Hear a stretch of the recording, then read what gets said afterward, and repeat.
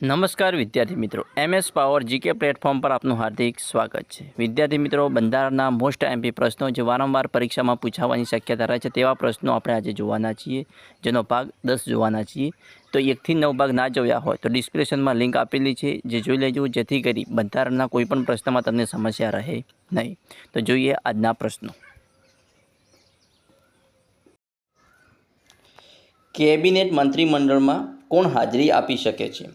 તો કેબિનેટ મંત્રીમંડળમાં માત્ર કેબિનેટ કક્ષાના મંત્રીઓ જ હાજરી આપી શકે છે। માત્ર કેબિનેટ કક્ષાના મંત્રીઓ જ હાજરી આપી શકે છે। વડાપ્રધાનની ફરજો બંધારણમાં કેટલામી કલમમાં દર્શાવાઈ છે? તો વડાપ્રધાનની ફરજો બંધારણની કલમ 74માં દર્શાવવામાં આવેલી છે। રાષ્ટ્રપતિ કેબિનેટ મંત્રીમંડળની સલાહ સ્વીકારવામાં બંધાયેલા છે, એવું કયા બંધારણના સુધારાથી અમલમાં આવ્યું હતું? તો 42માં બંધારણીય સુધારાથી અમલમાં આવ્યું હતું કે રાષ્ટ્રપતિ કેબિનેટ મંત્રીમંડળની સલાહ સ્વીકારવામાં બંધાયેલા છે। રાષ્ટ્રપતિ કેબિનેટ મંત્રીમંડળની સલાહ સ્વીકારવા બંધાયેલા છે। કોણ મંત્રીમંડળનું કદ નક્કી કરે છે? તો વડાપ્રધાન મંત્રીમંડળનું કદ નક્કી કરે છે। કયો હોદ્દો ભારતીય બંધારણમાં દર્શાવાયો નથી? તો નાયબ વડાપ્રધાનનો હોદ્દો ભારતીય બંધારણમાં દર્શાવાયો નથી। સંસદ સભ્યનું નિવાસસ્થાન ક્યાં હોય છે? તો સંસદ સભ્યનું નિવાસસ્થાન દિલ્હી ખાતે, દરેક સંસદ સભ્યનું નિવાસસ્થાન દિલ્હી ખાતે હોય છે। ભારતમાં કેન્દ્રીય કર્મચારીઓના પગારની ભલામણો કોણ કરે છે? તો ભારતમાં કેન્દ્રીય કર્મચારીઓના પગારની ભલામણ પગાર પંચ કરે છે। કોણ કરે છે? પગાર પંચ કરે છે। જોઈએ નેક્સ્ટ પ્રશ્ન। અત્યાર સુધીમાં કેટલા પગાર પંચો નિમાયા છે? તો અત્યાર સુધીમાં 6 પગાર પંચો નિમાયા છે। કેટલા પગાર પંચો નિમાયા છે? 6। ભારતમાં ભારતીય વહીવટી સેવા અને ભારતીય પોલીસ સેવાની ભરતી કોણ કરે છે? તો કેન્દ્રીય જાહેર સેવા આયોગ કરે છે। ભારતમાં ભારતીય વહીવટી સેવા અને ભારતીય પોલીસ સેવાની ભરતી કેન્દ્રીય જાહેર સેવા આયોગ કરે છે। સંસદે પસાર કરેલ ખરડો રાષ્ટ્રપતિને મંજૂરી અર્થે મોકલવામાં આવે છે। રાષ્ટ્રપતિ પુનર્વિચારણા માટે તે ખરડો સંસદને પરત કરે છે। જો કોઈ પણ ફેરફાર વગર સંસદ રાષ્ટ્રપતિને તે ખરડો મંજૂરી અર્થે મોકલે તો રાષ્ટ્રપતિએ તે મંજૂર કરવો જ પડે છે। સંસદે પસાર કરેલ ખરડો રાષ્ટ્રપતિની મંજૂરી અર્થે મોકલવામાં આવે છે। રાષ્ટ્રપતિનું પુનર્વિચારણા માટે તે ખરડો સંસદને પરત કરે છે। જો કોઈ પણ ફેરફાર વગર સંસદ રાષ્ટ્રપતિને તે ખરડો મંજૂર અર્થે મોકલે તો રાષ્ટ્રપતિએ તે ખરડો મંજૂર કરવો જ પડે છે। નેક્સ્ટ પ્રશ્ન। વડી અદાલતોમાં ન્યાયમૂર્તિની નિમણૂક રાષ્ટ્રપતિ કોની સાથે સલાહ મસલત લઈને કરે છે? તો વડી અદાલતોમાં ન્યાયમૂર્તિની નિમણૂક રાષ્ટ્રપતિ ભારતના સર્વોચ્ચ ન્યાયમૂર્તિ, સંબંધિત વડી અદાલતના મુખ્ય ન્યાયમૂર્તિ અને રાજ્યપાલની સાથે સલાહ મસલત લઈને કરે છે। જોઈએ નેક્સ્ટ પ્રશ્ન।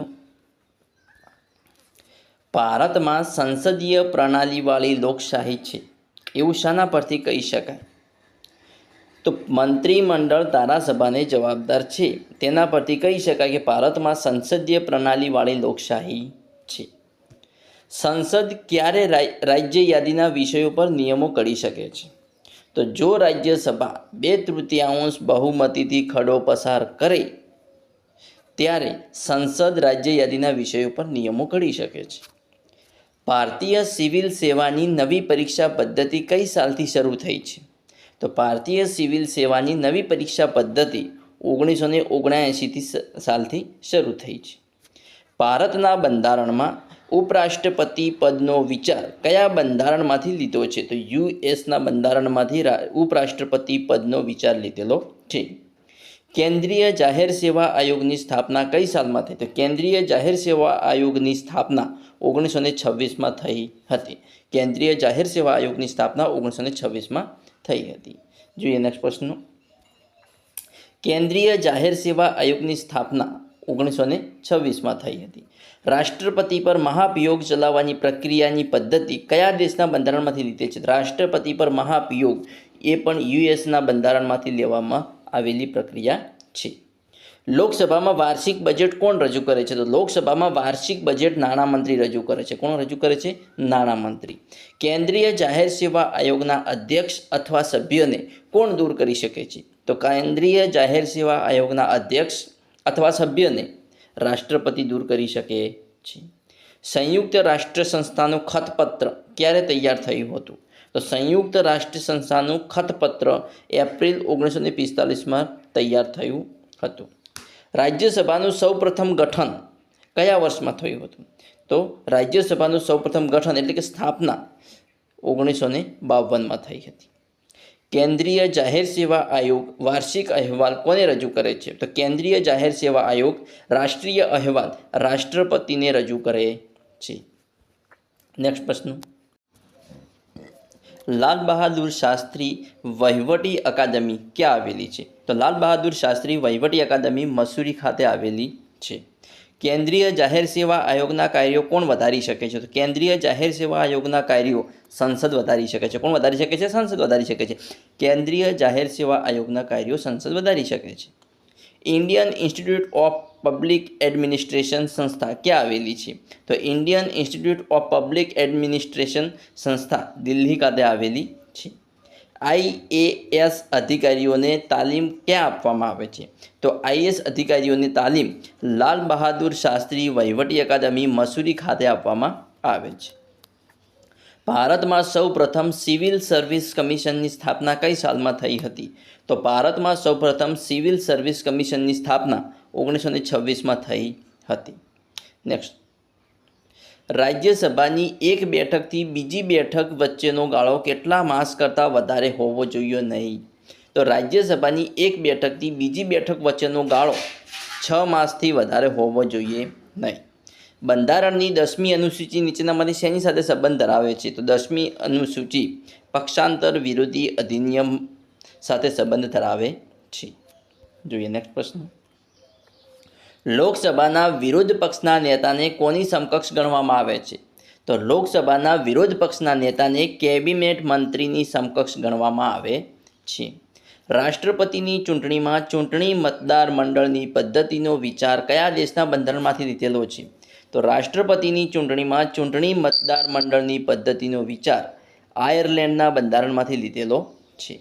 વહીવટી નીતિ નક્કી કરવા માટે એક મંત્રીના પ્રમુખ સલાહકાર કોણ હોય છે? તો વહીવટી નીતિ નક્કી કરવા માટે એક મંત્રીના પ્રમુખ સલાહકાર સચિવ હોય છે. રાજ્ય વહીવટી સેવા અને મુલકી સેવાના અધિકારીઓની ભરતી કોણ કરે છે? તો રાજ્ય વહીવટી સેવા અને મુલકી સેવાના અધિકારીઓની ભરતી રાજ્ય જાહેર સેવા આયોગ કરે છે. કલેક્ટરનો હોદ્દો કઈ સાલથી અમલમાં આવ્યો? તો કલેક્ટરનો હોદ્દો 1772ની સાલથી અમલમાં આવ્યો. કોનો? કલેક્ટરનો હોદ્દો 1972ની સાલથી અમલમાં આવ્યો. જોઈએ નેક્સ્ટ પ્રશ્ન, રાજ્ય સચિવાલયનો પ્રમુખ કોણ હોય છે? તો રાજ્ય સચિવાલયનો પ્રમુખ મુખ્ય સચિવ હોય છે. રાજ્ય સચિવાલયનું કાર્ય શું છે? તો રાજ્ય સચિવાલયનું કાર્ય જોઈએ તો આપણે કાયદો અને વ્યવસ્થાની જાળવણીનું છે. સચિવાલયની ઉચ્ચ વ્યવસ્થા માટે નીચેનામાંથી કોણ આવે છે? તો સચિવાલયની ઉચ્ચ વ્યવસ્થામાં સચિવ, અધિક સચિવ, સંયુક્ત સચિવ અને ઉપસચિવ આવે છે. સંયુક્ત રાષ્ટ્રોની સ્થાપના સમયે તેના સભ્ય રાષ્ટ્રોની સંખ્યા કેટલી હતી?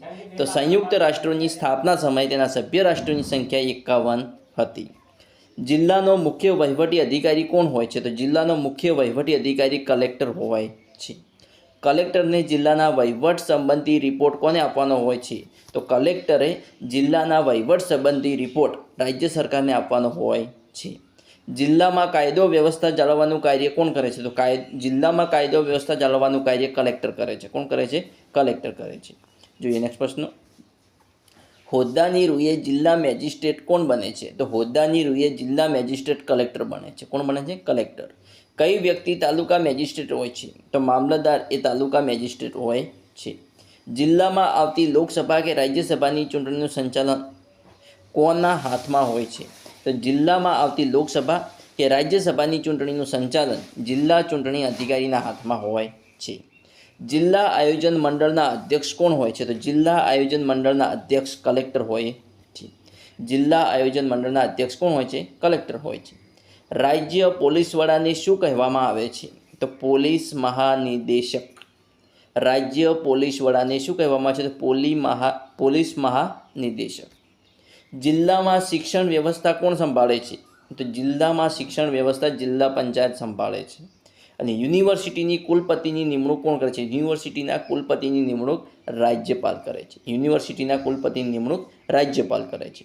રાજ્યમાં કોઈપણ માધ્યમિક કે ઉચ્ચતર માધ્યમિક જોઈએ, આગળ પ્રશ્ન જોઈએ તો કે રાજ્યમાં કોઈપણ માધ્યમિક કે ઉચ્ચતર માધ્યમિક શાળાની મંજૂરી કોણ આપે છે? તો રાજ્ય સરકાર આપે છે. રાજ્યમાં કોઈપણ માધ્યમિક કે ઉચ્ચતર માધ્યમિક શાળાની મંજૂરી રાજ્ય સરકાર આપે છે. કોઈપણ નવી કોલેજ શરૂ કરવા માટેની મંજૂરી કોણ આપે છે? તો કોઈપણ નવી કોલેજ શરૂ કરવાની મંજૂરી યુનિવર્સિટી આપે છે. કોણ આપે છે? યુનિવર્સિટી. જમ્મુ કાશ્મીરમાં વિધાનસભાના સભ્યોની સંખ્યા કેટલી છે? તો જમ્મુ કાશ્મીરમાં વિધાનસભાના સભ્યોની સંખ્યા 100 છે. ગુજરાત રાજ્યમાં પંચાયતોમાં ભરતી કોણ કરે છે? તો ગુજરાત રાજ્યમાં પંચાયતોમાં ભરતી ગુજરાત પંચાયત પસંદગી સેવા પસંદગી મંડળ કરે છે. ગુજરાત રાજ્યમાં પંચાયતોમાં ભરતી ગુજરાત પંચાયત સેવા પસંદગી મંડળ કરે છે. ઉત્તર પ્રદેશ પછી કયા રાજ્યની વિધાનસભાની બેઠકો વધુ છે? તો ઉત્તર પ્રદેશ પ્રથમ ક્રમે, બીજા ક્રમે આંધ્રપ્રદેશ છે રાજ્યની વિધાનસભાની બેઠકોમાં. ગુજરાત સચિવાલયનું વડું મથક ક્યાં આવેલું છે? તો ગુજરાત સચિવાલયનું વડું મથક ગાંધીનગર ખાતે આવેલું છે. રાજ્યમાં ઉચ્ચ વહીવટી અધિકારીઓની બદલી કોણ કરે છે? તો રાજ્યમાં ઉચ્ચ વહીવટી અધિકારીઓની બદલી રાજ્ય સરકાર કરે છે. જોઈએ નેક્સ્ટ પ્રશ્ન. રાજ્ય સરકાર અને કેન્દ્ર સરકાર વચ્ચે કડીરૂપ કોણ છે? તો રાજ્ય સરકાર અને કેન્દ્ર સરકાર વચ્ચે કડીરૂપ મુખ્ય સચિવ છે. રાજ્યની નીતિ વિષયક અને વહીવટી નીતિ કોણ કરે છે? તો રાજ્યનું મંત્રીમંડળ કરે છે. રાજ્યના વહીવટી વડા કોણ છે? તો રાજ્યના વહીવટી વડા મુખ્યમંત્રી છે. રાજ્ય સરકારે ઘડેલી નીતિઓનું અમલીકરણ કોણ કરાવે છે?